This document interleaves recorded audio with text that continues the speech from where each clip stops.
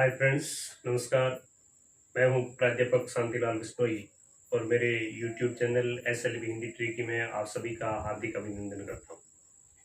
कल की क्लास में हमने पढ़ा था, पीछे की वीडियो में विसर्ग संधि के 2 नियम पढ़े थे और 2 नियम के बाद आज की क्लास में हम 2 और नियमों के बारे में विस्तार से पढ़ेंगे। तो विसर्ग संधि की परिभाषा ये थी, विसर्ग संधि की पहचान ये थी कि कोई भी जमा का चिन्ह है उससे पहले विसर्ग हो और उसके बाद स्वर या व्यंजन हो।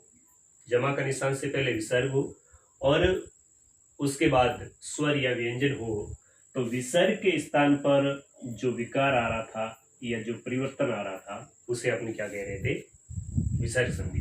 अब विसर्ग संधि का नियम नंबर 3 क्या है कि यदि पूर्व पद में आए विसर्ग के बाद, यानी यह जमा का चिन्ह है और यह विसर्ग है। अब पूर्व पद में आए विसर्ग के बाद उत्तर पद के आरंभ में मतलब यहां उत्तर पद के आरंभ में क्या हो, या तो तय हो या स हो।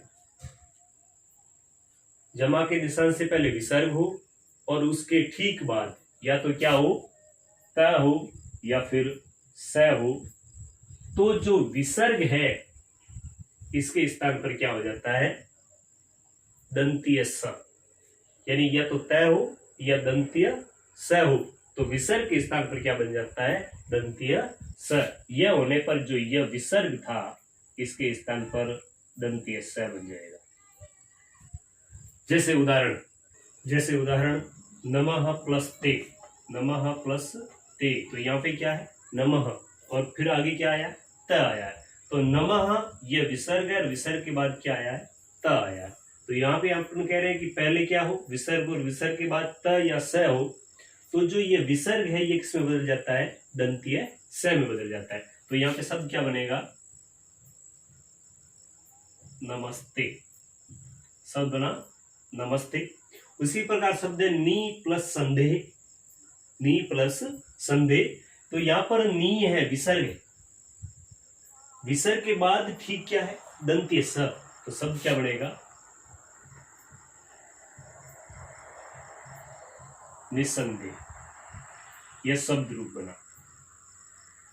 उसी प्रकार दुह प्लस तर, तो यहाँ पे क्या है, या तो तय हो या स हो। तो यहाँ पे तय आया है, तो शब्द क्या बनेगा, दुस्तर।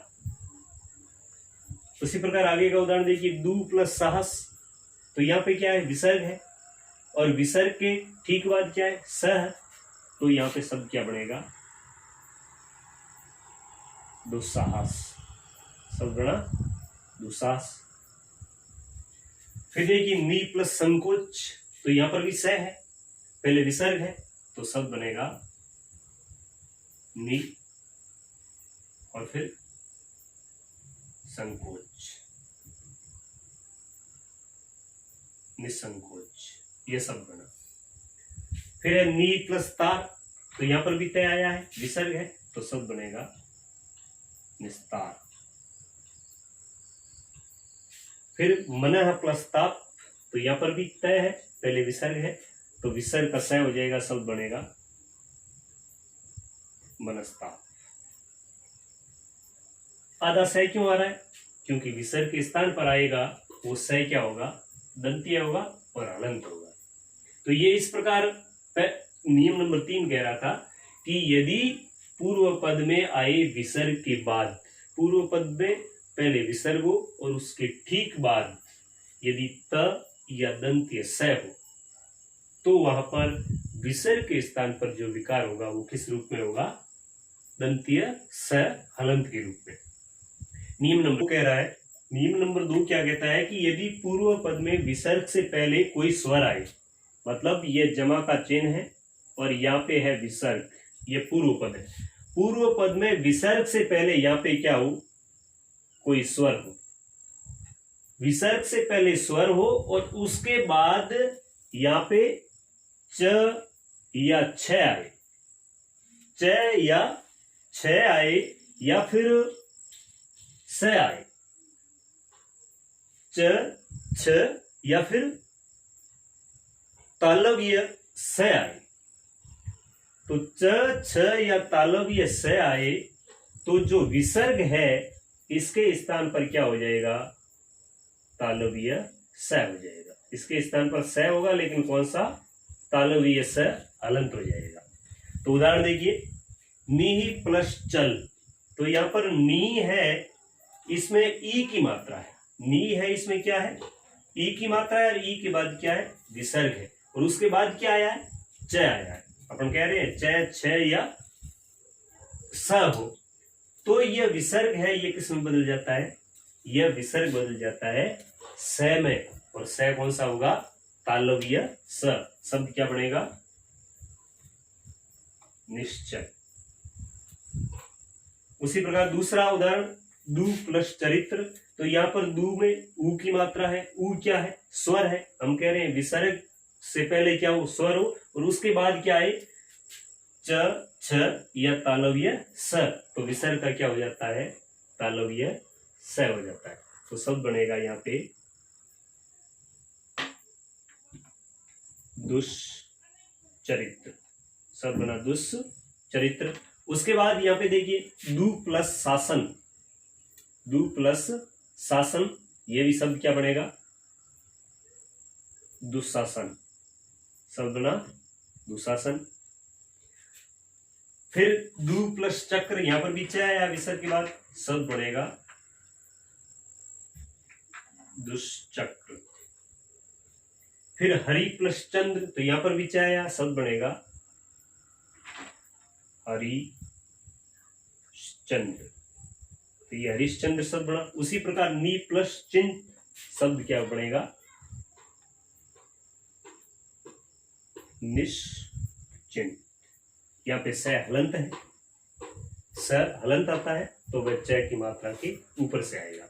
अब देखिए नियम नंबर 5, नियम नंबर 5 क्या कह रहा है कि यदि पूर्व पद में विसर्ग से पहले, यानी ये दो पद होते हैं, तो विसर्ग से पहले क्या हो, या तो ई हो या ऊ हो, तो ई ऊ हो, और उसके बाद के पद के आरंभ में या तो क ख हो या ट ठ हो या प फ हो, जमा का निशान, विसर्ग, विसर्ग से पहले ई और ऊ, इनमें से कोई एक, और उसके बाद क ख ट ठ और प फ, इनमें से कोई वर्ण आए तो जो विसर्ग है ये देखिए आप, क या ख या ट या ठ या प या फ, इनमें से कोई हो, तो यह जो यहाँ पे विसर्ग आया है यह किस में बदल जाता है, स में। और स कौन सा, मूर्धन्य स, मूर्धन्य स में बदल जाता है, ये मूर्धन्य स कहा जाता है।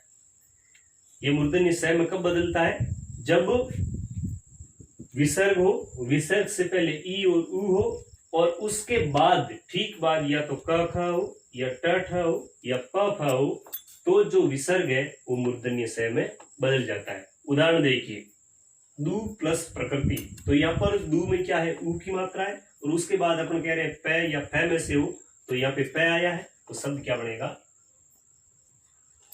दुष्प्रकृति, शब्द बना दुष्प्रकृति।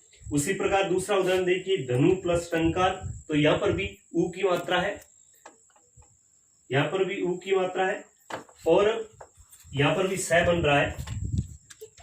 तो दूसरा उदाहरण देखिए, धनु प्लस टंकार, धनु प्लस टंकार, तो यहाँ पे ट आया है, पहले विसर्ग है, विसर्ग से पहले ऊ है, हम कह रहे हैं ई और ऊ होना चाहिए, तो शब्द बनेगा, वो बनेगा धनुष टंकार, धनुष टंकार। स बनेगा, वो बनेगा मूर्धन्य स। फिर यहाँ पे देखिए नी प्लस काम, नी प्लस काम, तो यहाँ पर क आया है और यहाँ पर ई है, तो शब्द बनेगा निष्काम, शब्द बना निष्काम। फिर देखिए नी प्लस पाप, तो यहाँ पर प अपन कह रहे हैं प होना चाहिए, तो प आया है, पहले ई है, तो शब्द क्या बनेगा, निष्पाप, शब्द बना निष्पाप। उसी प्रकार देखिए नी प्लस कलंक, तो यहाँ पे अपन कह रहे हैं क ख ट ठ प फ में से हो, और पहले ई या ऊ विसर्ग से पहले ये हो तो यहाँ पे ई है, यहाँ पे क्या आया है, तो विसर्ग है वो किसमें बदलेगा, मूर्धन्य स में, सब बनेगा निष्कलंक। निष्कलंक ये इस प्रकार बन गया। नी प्लस फल, तो यहाँ पे फै अपन बात कर रहे हैं, फै होना चाहिए, तो यहाँ पे ये सब बनेगा निष्फल। तो ये इस प्रकार उदाहरण बन गए। जैसे नी प्लस कपट, तो यहाँ पे क्या आ रहा है, पहले विसर्ग से पहले ई आ रहा है, तो सब बनेगा निष्कपट। निष्कपट, तो ये तीन उदाहरण ये। आगे देखिए दू प्लस कर्म, तो यहाँ पे क्या आया है, यहाँ पे ऊ है, तो सब क्या बनेगा, दुष्कर्म। फिर देखिए दू प्लस कर, तो यहाँ पे क्या आया है, यहाँ पे ऊ है, तो सब बनेगा दुष्कर। तो ये इस प्रकार नियम क्या कह रहा है कि जमा का चिन्ह हो, उससे पहले विसर्ग हो, और विसर्ग से ठीक पहले ई या ऊ हो। विसर्ग से ठीक पहले ई और ऊ हो, और उसके बाद क ख ट ठ या प फ हो, तो विसर्ग के स्थान पर मूर्धन्य स हो जाता है। मूर्धन्य स मैं बार बार इसलिए कह रहा हूं क्योंकि स की अपन तीन श्रेणियां मानते हैं, स, स और स। यह है स, ये तालु से बोला जाता है, इसलिए इसको अपन कहते हैं तालव्य। ये मूर्धा से बोला जाता है, इसलिए इसको अपन कहते हैं मूर्धन्य।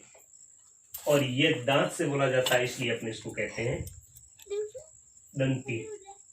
तो ये दंतीय स है, इसलिए इन तीनों का मैंने यहाँ पे जिक्र किया। उम्मीद करता हूँ ये आपको वीडियो बहुत पसंद आया होगा और आपको संधि सही ढंग से समझ में आई होगी। अगर ऐसा हुआ है तो आप इसको लाइक, शेयर और सब्सक्राइब जरूर कर दें।